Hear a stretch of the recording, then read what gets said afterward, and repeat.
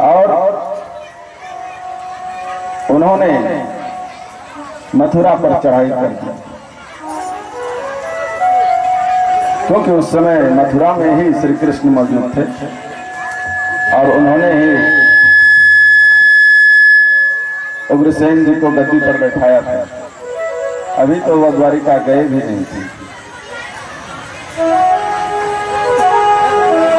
और जब चढ़ाई कर दी तो उन्होंने एक बार चढ़ाई नहीं किया, जैसा वर्णन है, एक बार, दो बार, चार बार नहीं किया, लगातार 17 बार किया। अब प्रश्न है, जो व्यक्ति, जो भगवान कंस को मार सकता है, क्या वह जरासंध को नहीं मार सकता? मार सकते हैं, लेकिन जरासंध भी बहुत दुराचारी है, बहुत अत्याचारी है। भगवान ने सोचा अगर जरासंध को मार देंगे तो उनका सहयोगी जो है राक्षस वगैरह सब, उसको मुझे ढूंढ ढूंढ के मारना होगा। और ऐसे क्या होगा कि जरासंध सबको खोज खोज के लाते रहेगा, हम मारते रहेंगे, मेरा काम आसान हो जाएगा। और जब सारा खेल खत्म हो जाएगा तो जरासंध को मार देंगे। उसी में से एक राक्षस था जरासंध का दोस्त, जिसका नाम है कालयवन। कालयवन जो है बहुत विचित्र है और इसको एक वरदान मिला हुआ है। वरदान यह है कि यह यदुवंशियों से नहीं मरेगा। जब यदुवंशियों से नहीं मरेगा तो श्री कृष्ण भगवान होते हुए क्या मार सकते हैं उन्हें? नहीं मार सकते। तो उनको मारने का उन्होंने तरीका अपनाया। जब भगवान श्री कृष्ण पर आक्रमण किया तो बलराम जी साथ में थे और इनकी सेना भी, मथुरा की सेना, गोकुल वृंदावन की सेना इनके तरफ थी। सभी सेना लेके गए। जरासंध में भारी युद्ध चल रहा है। तो कृष्ण ने सोचा कि मारने का इसको एक सोच बनाना होगा, एक ढंग बनाना होगा, तभी हम इससे बच पाते हैं। तो उन्होंने ये सोचा कि एक ऋषि है, मुचकुंद ऋषि, और मुचकुंद ऋषि जो है अभी तपस्या पे बैठे हुए हैं। अगर उनके सामने यह कालयवन चला जाए किसी भी प्रकार से, तो जब वो आंखें खोलेंगे तो उनके आंख के खोलने से जो अग्नि निकलेगी उससे वह जल के भस्म हो जाएगा। तो युद्ध हो रहा है। युद्ध होने के बाद बलराम जी को कहते हैं कि भैया ऐसा कीजिए, इस बार जो है कि हम लोग भाग चलते हैं, युद्ध छोड़ के भाग जाते हैं। बलराम जी ने कहा कि कैसी बातें कर रहे हो, जिनको हम 17 बार हरा चुके हैं, ये 18वां बार है, इस बार हराने में क्या प्रॉब्लम है, इस बार उसको हरा देंगे। बोले नहीं भैया, हराने की जरूरत नहीं है, हम तो हरा सकते हैं, इनको 17 बार हराया है, लेकिन इनका नाश करना है ना। आप जानते हैं कि यदुवंशियों से यह नहीं मरेगा, और यह कैसे मरेगा मैं जानता हूं। तो भगवान ने कहा कि चलिए यहां से चलते हैं। वह दौड़ लगाए, वहां रथ वगैरह छोड़ के दोनों भाई वहां से भागे। अब उसके पीछे पीछे जरासंध है, दौड़ रहा है, भाग रहा है। बलराम कहते जा रहे हैं कि देखो भाई, ये जो कर रहे हो तुम बहुत गलत कर रहे हो। इतनी ताकतवर सेना हमारी है, हम लोग इतने बलशाली हैं, लोग क्या हमारे संदेश जाएंगे हमारे समाज में, हमारे लिए लोग भगोड़ा समझेंगे, रणछोड़दास को बोलने लगेंगे। इसलिए अभी भी मैं सलाह देता हूं कि भागना बंद करो और चलो उससे लड़ाई करते हैं। भगवान कृष्ण ने कहा नहीं भैया, चलते रहिए, चलते रहिए। और वो दोनों भागते भागते भागते एक पहाड़ के किनारे गए जहां पर मुचकुंद भगवान जो है मुचकुंद मुनि तपस्या कर रहे थे। और अपना पीताम्बरी जो पहने हुए थे श्री कृष्ण ने जाके उनको उड़ा दिया और एक गुफा में जाके छिप गए। जैसे ही वो छिपे और उधर से जरासंध जो कालियवन जो है उधर से आ रहा था। कालियवन जो आ रहा था तो उन्होंने कहा, अरे यहाँ पर जो है कि तुम नींद मार रहा है, तुम छुप के पीताम्बरी के अंदर बैठा हुआ है। कालियवन ने उसे उघाड़ के नहीं देखा। उन्होंने सोचा दौड़ते दौड़ते कृष्ण थक गया होगा, इसलिए यहाँ पर जो है कि पीताम्बरी ओढ़ के सो गया। कालियवन ने यहीं पर गलती कर दिया, उनको अपने पादप से ऐसा प्रहार किया कि मुचकुंद मुनि का जो है तपस्या भंग हो गई। जैसे ही तपस्या उनकी भंग हुई उन्होंने अपना आंख खोला और जैसे ही आंख खोला कालियवन का जो है खेला खत्म हो गया। इस प्रकार भगवान ने वहां से कालियवन का नाश किया और वहां उसी दिन के बाद भगवान को रणछोड़दास के नाम से जाना जाता है। और ब्रज में तो बहुत प्रचलित एक गीत है और खूब गाते, जैसे यहाँ पर हम लोग संकीर्तन गाते हैं ना, हरे रामा हरे कृष्ण, वहां पर जो है कि संकीर्तन में गाया जाता है, मंदिर में कौन छे राजा रणछोड़ छे। तो इसको अगर गाना चाहें तो आप 2 मिनट गा सकते हैं। मंदिर में कौन छे, अब हम बोले द्वारिका में कौन छे, आप कहेंगे राजा रणछोड़ छे। मंदिर में कौन छे, मंदिर में कौन छे राजा रणछोड़ छे। मंदिर में कौन छे राजा रणछोड़ छे। द्वारिका में कौन छे राजा रणछोड़ छे। क्योंकि ये भजन हम लोगों का है नहीं तो उसमें ज्यादा जाने की जरूरत, क्योंकि कथा भी आगे है। आगे हमारे बलराम भैया का जो है शादी हुआ है। एक राजा कुमुदनी है, उनके पुत्री है रेवती, उन्हीं से शादी हुआ है।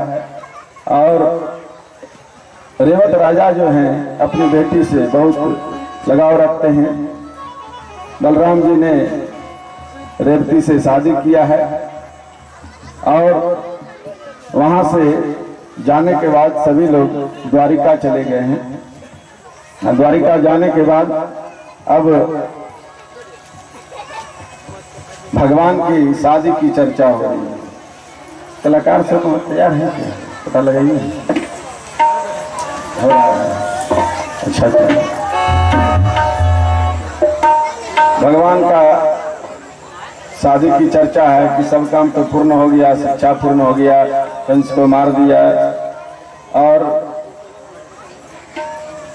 मैया रुक्मणी इनके आश्रय में है। एक राजा है, राजा सीध भीष्म को नाम विदर्भाधिपतिर महान तस्य पंचाभवन पुत्र कन्यका चौवराननः। भीष्मक राजा विदर्भ देश के अधिपति हैं और भीष्मक राजा के 5 बेटे हैं जिनका नाम है रुक्मरथ, रुक्मबाहु, रुक्मकेश और रुक्ममाली, जिसमें से सबसे बड़े हैं रुक्म। ये 5 भाई हैं। 5 भाई में एक कोई भी पुत्री नहीं है। भीष्मक राजा को पुत्री नहीं है, लेकिन एक सरोवर के किनारे एक कमल फूल पर एक नन्ही सी बच्ची को उन्होंने पाया था, उसी को गोद लिया था, जिसका नाम है रुक्मिणी। बड़ी सुशीला है, बचपन से ही गोविंद की कथा सुनते हैं। भगवान का जो चर्चा होता है, उनकी कथा वो बराबर सुनती है। उनके चरणों में उनका बड़ा प्रेम है। और जब वो बड़ी हुई,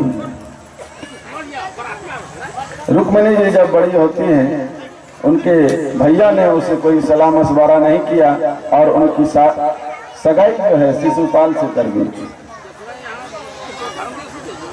और अचानक उनको बोला कि परसों जो है रुक्मिणी तुम्हारा स्वयंवर है।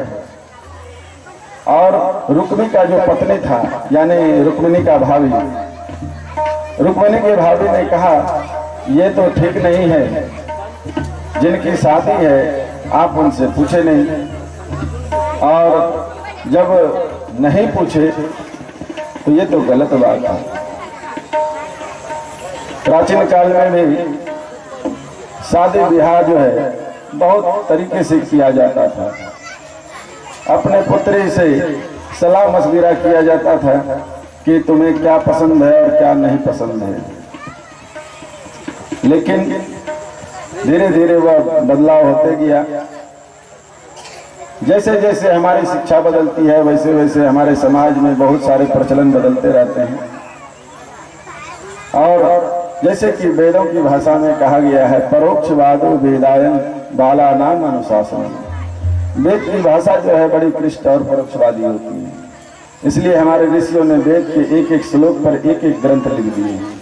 वेद में जहाँ योग की चर्चा है वहाँ ऋषि पतंजलि के योग पर कई ग्रंथ हैं, और जहाँ वेदांत की चर्चा है वहाँ महर्षि वेद व्यास ने वेदांत दर्शन पर अनेकों ग्रंथों की रचना की है। वेदोपनिषदाहं सारा जाता भगवती कथा। भागवत और पुराण जो ये है ना वह वेदों के मंत्रों की व्याख्या है, और इसका सरलीकरण हमारे महर्षि वेद व्यास ने की है। और जितने भी चीज हम लोग पूजा के संबंध में हम लोग काम करते हैं या जितने भी तरीके के संस्कार हमारे बीच विद्यमान हैं ये सब पूर्वजों के ही देन है। लेकिन अभी तो बहुत बदल गया है, पहले जो संस्कार थे अब वो रहे नहीं। लेकिन हम लोगों को उन संस्कारों पर ध्यान देना चाहिए कि हमारे प्राचीन काल में जो संस्कार थे उन्हें हम कैसे बचा के रखें। वो जो संस्कार थे अभी तो देखिए, पहले हम लोग देखे हैं, जैसा हमें याद है कि ससुर के सामने नहीं जाते थे, ससुर का नाम तक नहीं लेते थे, पति का नाम नहीं लेते थे। अब तो जो है कि बहुत बदल गया है। ससुर को जो है इतनी भद्दी भद्दी चीजें बोला जाता है, अरे बस मारे तेरे मुंह पर क्या फोड़ूंगी पता नहीं। ऐसा माता जी बहन जी ना करें।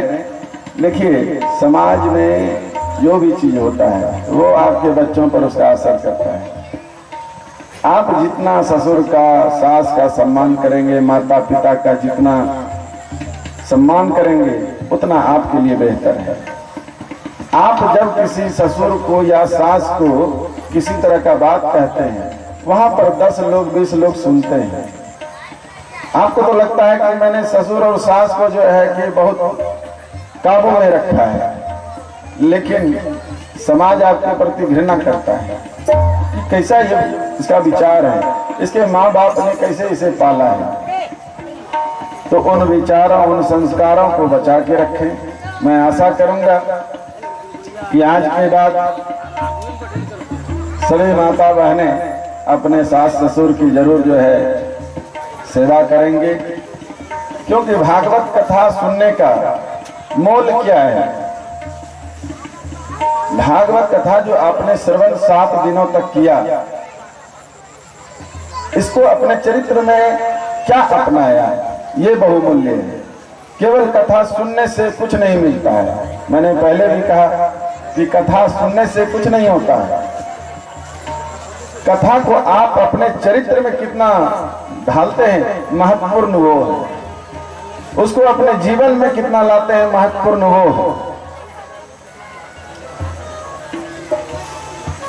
तो कहने का सेंस ये है कि हमारे रुक्मिणी जी जो हैं बहुत सुशील हैं, सरल हैं। और जब रुक्मिणी जी का शादी शिशुपाल से लग गया, सगाई ज्यादा दिन नहीं है, परसों है। अब क्या करें, अब तो सारा खेल गड़बड़ हो गया। लेकिन उनकी जो भाभी है शिशुपाल की, रुक्मी का पत्नी से जो है उनकी भाभी में बहुत प्रेम है रुक्मिणी जी का। और वो कहती हैं कि भाभी हम आपसे कुछ बात करना चाहते हैं। तो रुक्मी की पत्नी बोली कि बोलिए क्या बात है। बोला ऐसे ऐसे बात है, हम तो मन ही मन जो है कृष्ण को अपने आप को समर्पित कर चुके हैं और भैया ने जो है कि शिशुपाल से मेरा सगाई कर दिया है, अब क्या करें समझ में नहीं आता है, अब क्या करें। तो भाभी से सलाह मशवरा करके यह तय हुआ कि भैया तो मानेंगे नहीं, क्योंकि वह जो जवान दे दिए तो दे दिए, अब क्या करें। तो उनके भाभी ने कहा ऐसा करते हैं कि एक गुप्तचर को बुलाते हैं, जो अपना ढंग का गुप्तचर है उसको बुलाते हैं, तुम एक चिट्ठी कृष्ण को लिख के भेज दो और भाग जाओ, यहां से कृष्ण के साथ भाग जाओ। अगर कृष्ण आ गया, अगर वह भी तुमसे प्रेम करता है, मोहब्बत करता है, तो जरूर वो आएगा और तुम्हें लेके चला जाएगा, बाकी बाद में मैं संभाल लूंगी। जब किसी से लगाव होता है परिवार में तो वह कुछ भी करने को तैयार हो जाते हैं। यहाँ पर एक गुप्तचर को उनकी भाभी ने बुलाया है और एक संदेशा चिट्ठी उनको लिख करके भेजा है श्री कृष्ण को। उसमें जो चिट्ठी में लिखा है वह पत्र, उस पत्र में क्या लिखा है हम लोगों को सुनना चाहिए। वह पत्र नहीं है, हम लोगों को एक संदेश है, भक्ति का संदेश कि भगवान से प्रेम कैसे होता है, वह संदेश है उसमें। उसने तो लिखा है कि आप आइए, हम आपसे जो है कि प्रेम करते हैं, लेकिन उसमें हम लोगों के लिए भगवान से प्रेम करने का बहुत बड़ा संदेश है। क्या लिखा है? श्रुत्वा गुणान भवन सुंदर श्रृण्वतां ते निवृविश्य कर्ण विवेर हरयतो अंगतापम रूपं दृशान दृशिमतां खिलात लाभ त्वच्च्युता विशति चित्तम पत्रपम में। श्रुत्वा गुणान भुवन सुंदरम श्रृण्वतां ते, ये वो श्लोक है जिससे श्रीमद् भागवत में तुलसी बाबा ने इसी श्लोक से नवदा भक्ति निकाला है। प्रेम से कहिए जय जय श्री राधे। नवदा भक्ति आप लोगों ने रामचरितमानस में सुना है, यह श्लोक भी नवदा भक्ति ही है।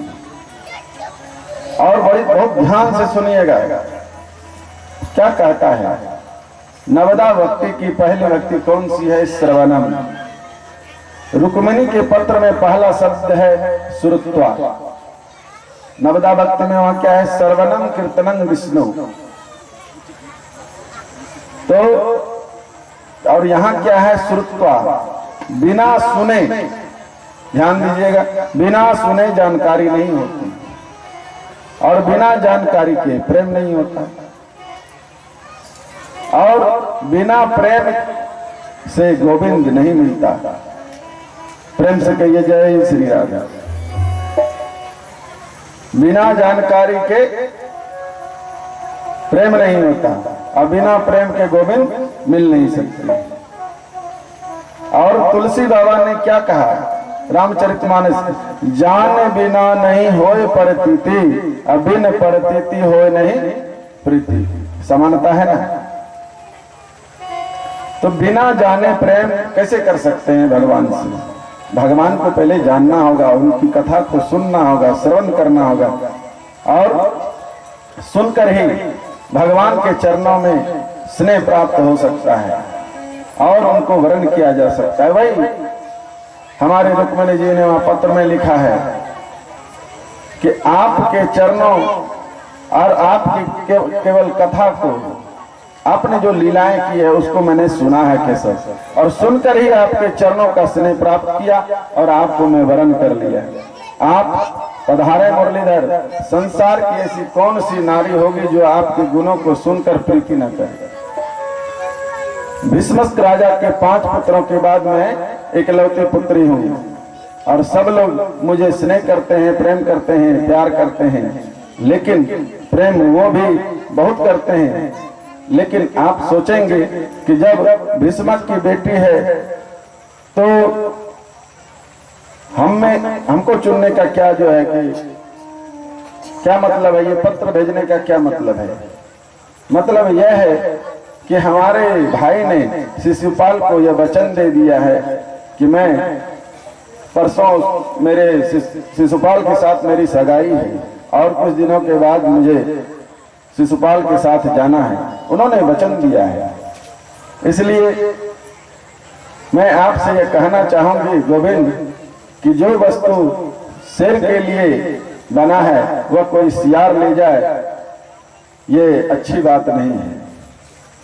और अगर मेरी शादी आपसे नहीं हुई, आप अगर नहीं आए, शिशुपाल से शादी हो गई, तो मैं अपने आप को अग्नि में जला लूंगा, मैं अपने आप का प्राण अंत कर लूंगा। इस तरह से उन्होंने पत्र को लिखा है। अब आगे लिखे हैं कि आप सोचेंगे कि उतने बड़ी सेना के बीच में राजकुमारी रुक्मिणी रहती है, तो फिर हम जाएंगे कैसे ले जाने के लिए उनको?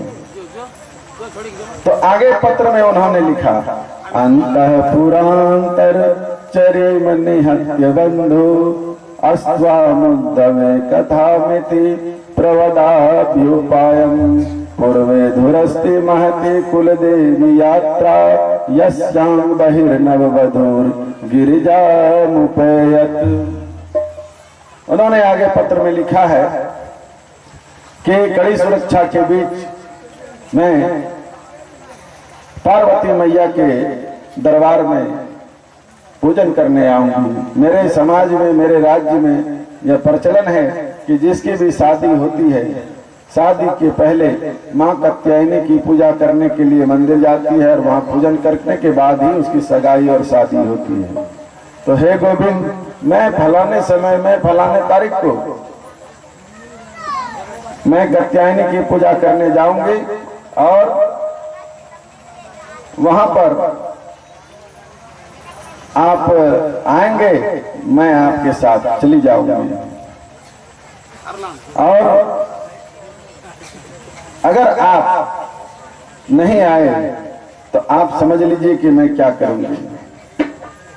अब माता कात्यायनी की पूजा करने के लिए अपने सखी सहेलियों के साथ जा रही हैं और साथ में जब भीष्मक राजा की पुत्री है तो बहुत सारे सैनिक भी साथ में गए हैं।